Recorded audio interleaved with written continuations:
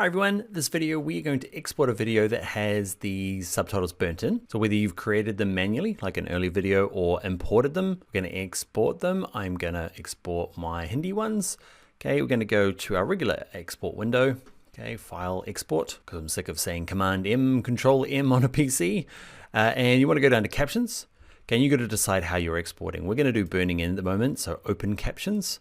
Okay, open means always open. Closed captions means can be turned on and off. So closed captioning means you're going to export this sidecar file. Okay, that's going to go along with your video, a separate file. Okay, and you'll need to decide on the format depending on, you know, what network you're going to, what they've requested. So you'll have to go through and decide on that depending on where it's going.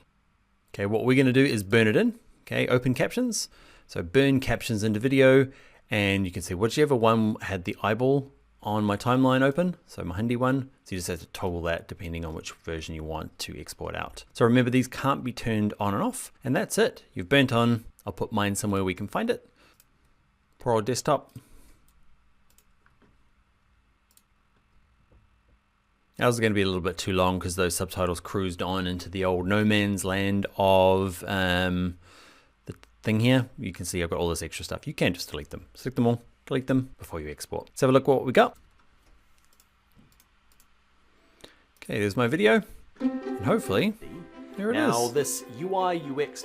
There's my subtitles, burnt in, easy. Okay, remember burning them in is also the same as open subtitles. Open means always open. Closed captioning means a separate file.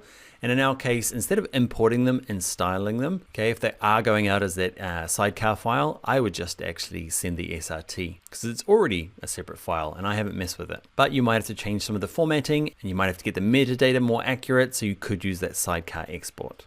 All right, that is it for this video. I'll see you in the next one.